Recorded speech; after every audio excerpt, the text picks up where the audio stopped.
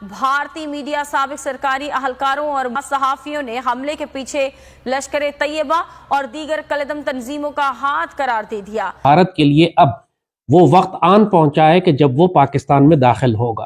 तो फिर दिल्ली में किसी को पूछना चाहिए ना, मैंने हमारे एम्बेसी में भेजना चाहिए, फॉरेन ऑफिस के, भाई देखो हमारा डेट ये हो रहा है और कोई गड़बड़ वड़बड़ मत करो। हमारा दुश्मन क्या करना चाहता है। उसके बाद मोदी जी बैठे हैं, मोदी जी कभी बता के थोड़ी थप्पड़ मारते हैं, तो वो करेंगे मोदी जी। जैसे बालाकोट की स्ट्राइक हुई थी, इस दफा उससे ज्यादा बड़ा जो है मुझे यकीन है कि जवाब दिया जाएगा पाकिस्तान को। India might do a strike, surgical strike type, या India might invade for a war। अब वो पाकिस्तान के इलाकों पर कब्जा करना चाहते हैं और जो जंगी तैयारियां ये पिछले साल 1.5 साल से कर रहे हैं। अगर प्रॉब्लम रावलपिंडी में है ना, तो हम उसको जेएनके में क्यों सॉल्व कर रहे हैं। मरी में जो इनका हेडक्वार्टर है, वहां पे जो है हम अटैक कर सकते हैं। पाकिस्तान आर्मी के जो मजाक बनाया जा रहा है सोशल मीडिया पे, जो बेइज्जत किया जा रहा है हमारे अफसरों और जवानों को। पाकिस्तान ऑक्यूपाइड कश्मीर में जो कैंप्स हैं और उससे आगे जो मरी आपने बताया, इसमें से इन कैंप से टेररिस्ट को हटाया जा रहा है। शक पाकिस्तान को यह है कि इंडिया अटैक कर सकता है, इंडिया रिटेलिएशन कर सकता है, तो वहां से उन टेररिस्ट को खाली कराया जा रहा है, उन एरियाज को खाली कराया जा रहा है जहां पे टेररिस्ट हैं। तो पीछे से इंडिया हम पे अटैक कर देगा। ये जो अटैक हुआ है ना, इसके रिपरकशंस होंगे, नेवर फॉरगेट। उन सबको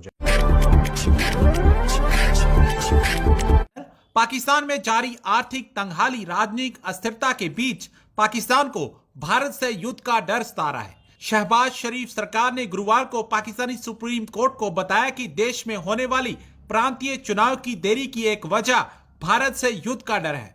दरअसल अदालत पाकिस्तान के पंजाब प्रांत में होने वाली विधानसभा चुनाव में देरी की अपील पर सुनवाई कर रही है। पाकिस्तानी मीडिया रिपोर्ट्स के मुताबिक गुरुवार को पाकिस्तानी रक्षा मंत्रालय की ओर से सुप्रीम कोर्ट को सौंपी गई रिपोर्ट में कहा गया है कि राजनीतिक रूप से महत्वपूर्ण पंजाब प्रांत में चुनाव से देश में अस्थिरता बढ़ेगी और इसका फायदा उठाकर भारत जल विवाद समेत अन्य कई विवादित मुद्दों का लाभ उठा सकता है। रिपोर्ट में पाकिस्तानी सरकार ने आशंका जताई है कि इससे पाकिस्तान उस ग्लोबल ग्रेट गेम का विक्टिम बना रहेगा जहां भारत एक अहम रोल में है।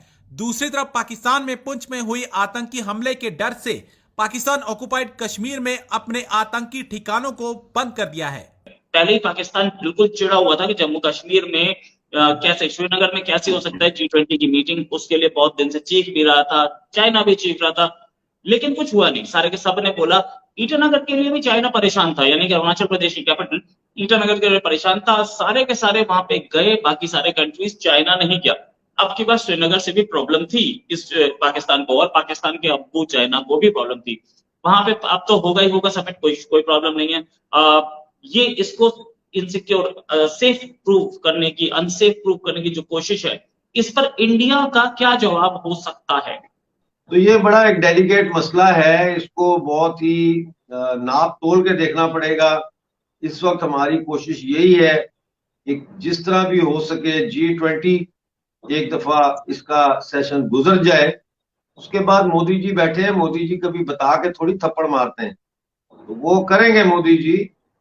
जैसे बालाकोट की स्ट्राइक हुई थी, इस दफा उससे ज्यादा बड़ा जो है मुझे यकीन है कि जवाब दिया जाएगा पाकिस्तान को। लेकिन इस वक्त जो है we are walking on a very tight rope and no hasty decisions can be affordable for India for that matter, क्योंकि वो तो चाहते हैं, पाकिस्तान तो चाहता है कि हम रिटेलिएट करें फौरी तौर पर और एस्केलेशन हो पाकिस्तान और इंडिया के बॉर्डर क्लैशेस में, और उसके नतीजे में जो है वो G20 को ये सबोटाज करें। तो अभी ये है कि हमारी जो इंटेलिजेंस सर्विसेज हैं, अजीत डोवल जी की क़यादत में, वो भी आज बैठी हैं, मीटिंग हो रही है, उसमें तमाम टॉप के जो हैं स्टेक होल्डर्स और जम्मू कश्मीर के गवर्नर मनोज सिन्हा हैं और जो दिलबाग हुसैन हैं जो वहाँ के IG, और वहाँ की जो दिलबर सिंह जी, और जो वहाँ के वो है राष्ट्रीय राइफल्स के जो कमांडर हैं, ये सब आज इजलास में बैठे हुए हैं और उसमें ये देखेंगे कि क्या किया जाए। देखें, रोहित भाई ये होना नहीं चाहिए था. This is the 4th attack in Rajouri in a very short span of time. तो मैं यही कहूंगा कि इसका एक फौरी तौर पर जो भारतीय सरकार जो ले सकती है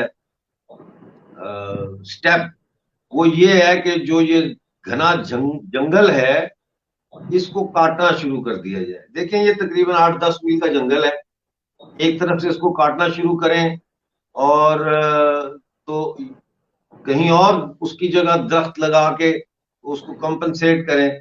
और इस जंगल जो है इसको इस तरह से कॉरिडोर्स बनाएं इसके काट के, ताकि आतंकवादी उसमें जो है वो छुप ना सके. जंगल बहुत घना है, लेकिन ये बात नहीं है कि ये इसको काटा नहीं जा सकता.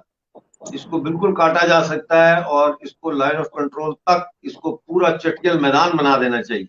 जी राइट. अच्छा, ये भूल गया क्या पाकिस्तान कि पिछली बार यही काम किया था तो बालाकोट स्ट्राइक हुई थी, और बालाकोट स्ट्राइक समझने में उनको काफी टाइम लगा था, और मतलब ये हालत हो गई थी कि टांगे कांप गई थी, पसीने आ गए थे आर्मी चीफ के. कहीं ऐसा दोबारा भी हो सकता है क्या? ये भूल गए या इनकी मेमोरी शॉर्ट है? क्या है प्रॉब्लम, क्या है?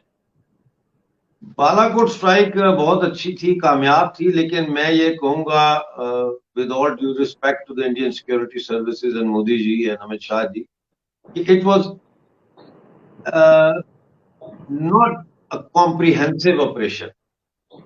देखिए, ये एक स्ट्राइक से काम नहीं बनता. इस वक्त जैश ए मोहम्मद के दफातर जो है वो रावलाकोट में, पुंछ में ओपन खुले में रिक्रूटमेंट्स कर रहे हैं, ठीक है ना.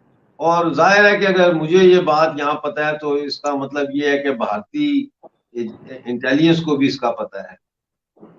तो ये एक कॉम्प्रिहेंसिव जो है स्ट्राइक होनी चाहिए. अब सबको पता है कहाँ पे इनके लॉन्चिंग पैड हैं, और मैं तो समझता हूं कि G20 के बाद एक जो है वो स्ट्राइक होनी चाहिए जो मरी में पाकिस्तान का कमांडिंग ऑफिसर का जो जहां बैठते हैं वो, यानी मरी में जहां पे पूरी इनकी ब्रिगेड मौजूद है, एक तो उस ब्रिगेड हेडक्वार्टर के ऊपर स्ट्राइक होनी चाहिए, क्योंकि ये मरी से कोऑर्डिनेट होता है, रावलपिंडी से और मरी से. अगर आप GHQ पे फौरी तौर पर अटैक कर दें या कोई मिसाइल फेंक दें वहां, तो वो इस वक्त जो है वो जरूरत से ज्यादा रिएक्ट करने वाली बात होगी. लेकिन मरी में जो इनका हेडक्वार्टर है वहां पे जो है हम अटैक कर सकते हैं. और जो मरी है वो पुंछ से या मंधार से या उड़ी से तकरीबन मेरा ख्याल है मुश्किल से 20 मिनट का फासला है, और वो स्ट्राइक हो सकती है, और वो स्ट्राइक होनी चाहिए as a final warning that then they will know that the next strike is coming straight over GHQ.